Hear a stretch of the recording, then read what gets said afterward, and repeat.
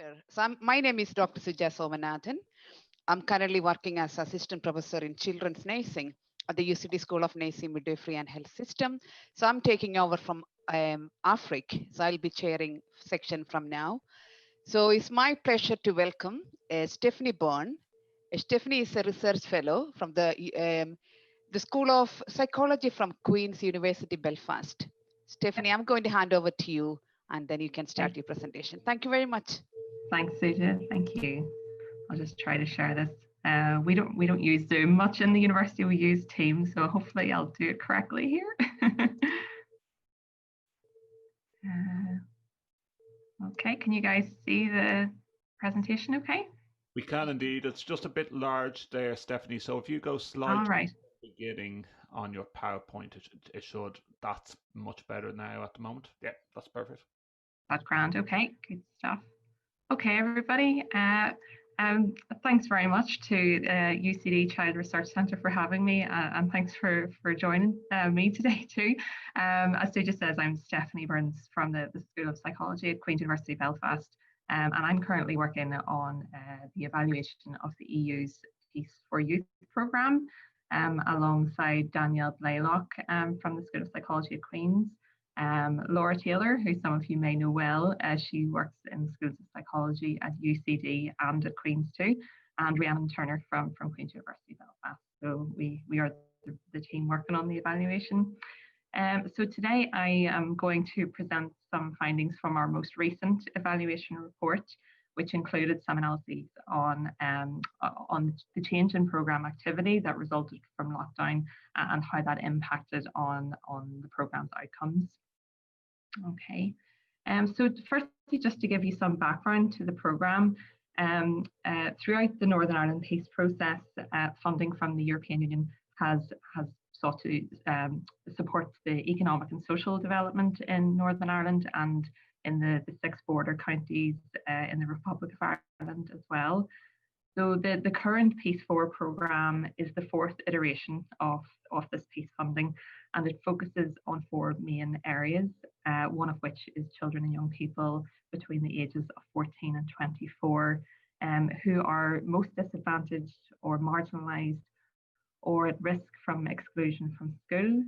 And many of the young people involved in the programme are at risk of becoming engaged in antisocial or dissident activity. So they may be disengaged from the peace process, and many are not in formal education or training or employment as well. There are 11 funded projects throughout the whole region, and these projects are partnerships of organisations both north and south of the border. And the projects are managed by the special EU programmes body, which has offices in Monaghan and in Belfast. So this programme started at the beginning of 2018, and that first year was a bit of a rollout year, with some of the projects changing up their structure a bit in response to things like recruitment challenges and so on. But phase 2 of the programme has been running since the start of 2019. So the projects are now embedded in communities, and this phase is going to continue running until 2022. And I just wanted to draw your attention to the intervention logic of the programme here. So as I said, the programme is aimed at young people who would be deemed at risk of disengagement. And it's a contact-based programme, so young people give quite a commitment of their time. So before lockdown, it was 12 hours per week for at least 6 months. So the young people take part in lots of different activities. So there's, for example, one-to-one mentoring is involved. They do accredited training, group work, and so on. And the outcomes that we track fall under 3 categories. So there's personal development, which includes indicators like increased leadership skills, self-efficacy, and so on.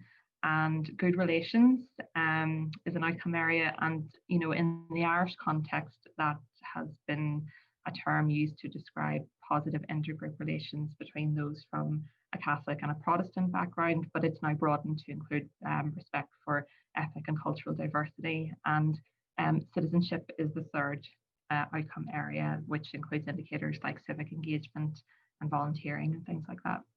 So the hope is that those individual level changes will result in broader positive societal change, and that will be measured by the population level Northern Ireland Life and Time survey. So as a team, as I said, we are evaluating the change in those individual level outcomes.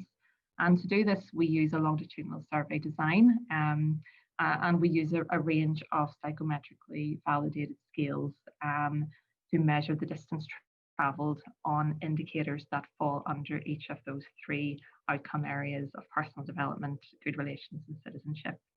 So young people are asked to complete the surveys at baseline, so within 2 weeks of joining a project, at their midpoint, which is usually about 3 months down the road.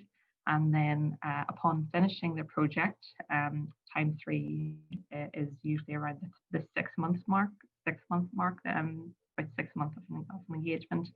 But we're also following up with the young people at a 4th time point, a year down the road after they finish their project, to assess the sticking power of those outcomes, if you like.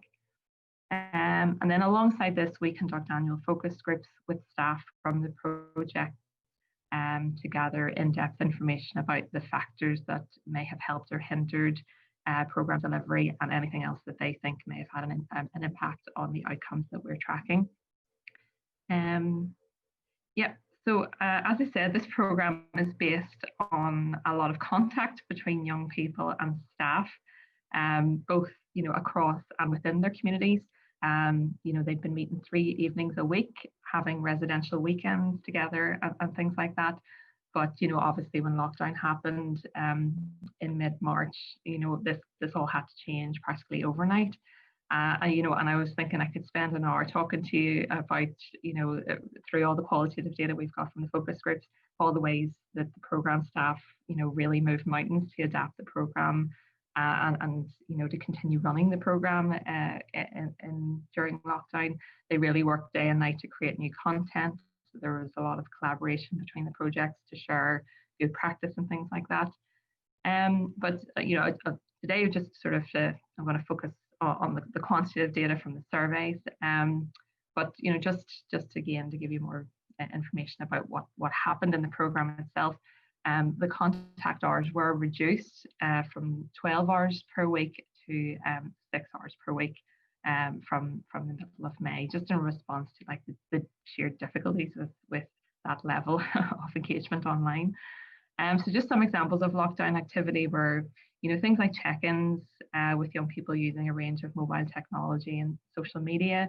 The one-to-one mentoring calls continued through Zoom.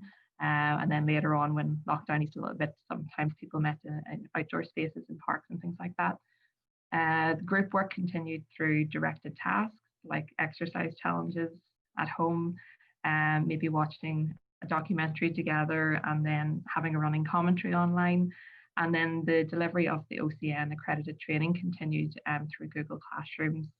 And volunteering activities continued as well. So those continued like in response to community needs that emerged during COVID. So things like, helping out with doing food deliveries, writing letters to people in care homes and things like that. Okay, so we were coming up to our mid-phase 2 evaluation report. It was due there in early November, but we knew it was going to be crucial to track how this abrupt change in the programme design had impacted on the achievement of the programme outcomes. So we decided to assess the impact in 2 ways, and I'll explain each method one at a time. So firstly, from the young people's longitudinal survey, as I said, we have scores for the measures of the indicators time 1, 2, and 3, with a matched sample of 365 for young people who completed all 3 of those surveys. So time 4 data collection, following up with people years down the line, has only recently commenced. So we didn't include this data in our recent evaluation report.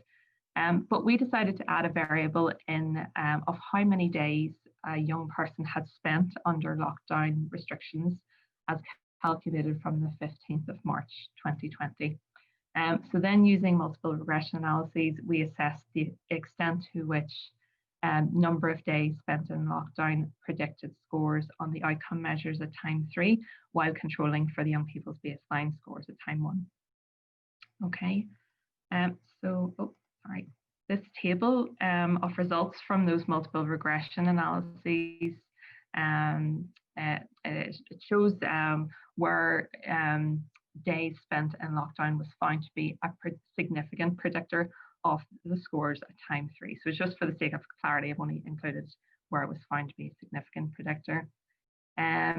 So you can see there I've circled the standardized beta scores there, and you can see that all of them are negative. So this indicates that as the days spent in lockdown increased, the time 3 scores on these indicators decreased, even after controlling for baseline levels. And further, the table shows that days in lockdown had the strongest negative influence on the indicator of feelings of agency and empowerment in the young person's community. And it had the highest beta value of negative 0.243. And another statistic of note there is the R-squared values as well. And just in the middle of the table there, you can see that 24.7% of the variance in number of close friends from across the border could be explained by days spent in lockdown. The R-squared value there is 0.247. So that's not really surprising, given the sudden lack of face-to-face meetings with other young people from across the border, that so much of the variance in that outcome would be explained by the number of days in lockdown. But you can see there, that other good relations indicators related to making contact with friends from other communities were also adversely affected here. Personal development indicators were badly affected too. So things like self-esteem and self-confidence and so on. As were some citizenship indicators, their support for peace building and voluntary activity. So it was indicators right across the board here were affected.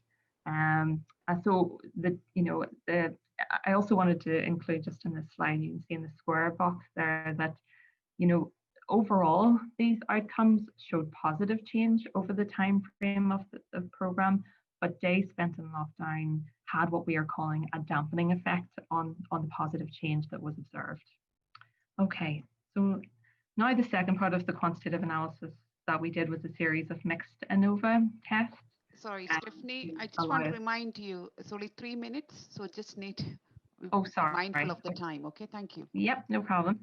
So we did a series of mixed Anova tests then to compare differences in mean scores of the outcome variables according to the mode of delivery that each young person received. So the idea was to compare the scores between young people who had only received the regular face-to-face program delivery, those who had received mixed delivery, so they'd started the program before lockdown and finished the program during lockdown, and those who had only received a virtual delivery. And I just wanted to point out here that the sample we had for the mixed delivery was very small. So just when you're looking at the next couple of slides, just to bear that in mind, and just these results should be interpreted with some caution. So you can see here mean scores for leadership skills. This was where some significant differences were found between groups. So the red line represents those who receive face-to-face delivery only. Green line is virtual only, and the blue line represents those who received the mixed delivery. So we found that those who'd received face-to-face delivery reported the greatest positive change in leadership skills, more than young people who had participated only virtually. And those who'd received mixed delivery reported a decline at time 2, picking up again at time 3, but not to the original level. Then here you can see significant differences also found for help-seeking skills by mode of delivery. So those who received face-to-face delivery showed the greatest positive change over time, overtaking those who had virtual delivery by time 2. And those who received mixed delivery reported a decline in help-seeking skills by time 3. Okay. And next, we can see that young people who had virtual delivery, so the green line there at the top of this graph, reported the highest quality of intergroup contact during project activities across all time points.